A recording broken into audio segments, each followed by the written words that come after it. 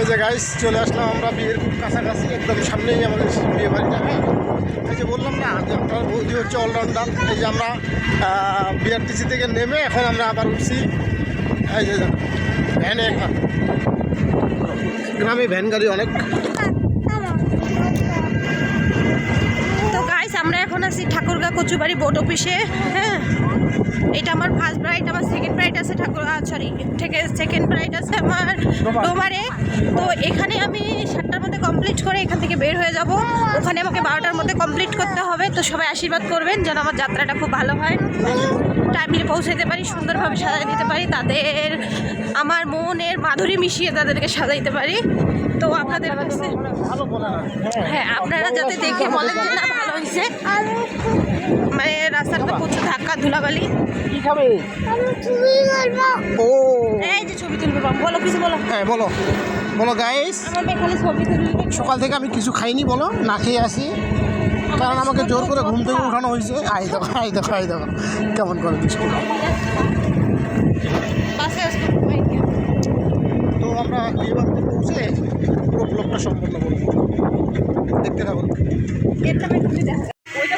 এই যে দেখেন এখন আমরা গ্রামীণ পরিবেশে ঢুকে গেলাম। কি সুন্দর সবুজ শস্য ভরা আমাদের এই বাংলাদেশ বসুন্ধরা। এই যে দেখেন গ্রামীণ। ও দিদি, কলেজের নাম কি বলো তো? পারমিতা।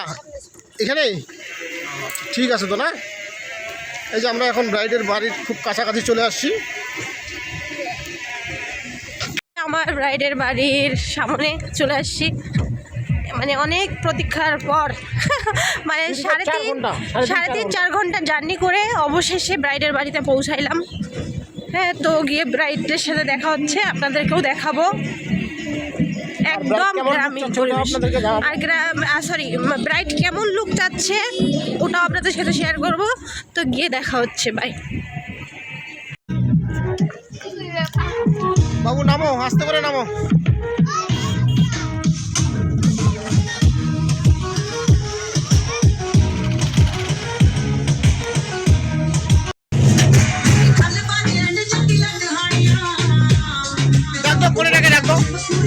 দাদা পারমিতা না ফোনের বাড়ি?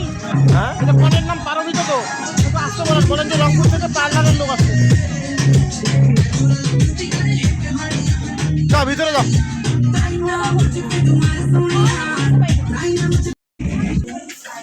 দিদি আছে?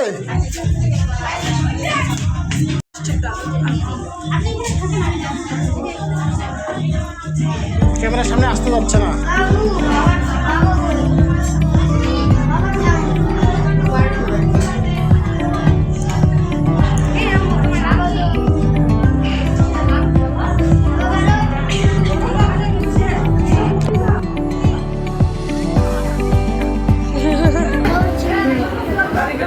কেমন লাগলো শ্বাসটা পেয়ে? খুবই ভালো লাগছে। আমি কি হয়েছে আমার প্রত্যাশার চেয়ে অনেক বেশি কিছু পাইছি। আমি কি আপনার মনের মতো করে দিতে পারছি?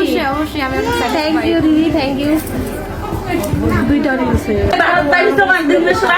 দিদি শ্বাসটা কেমন লাগলো বলেন? অনেক ভালো লাগছে।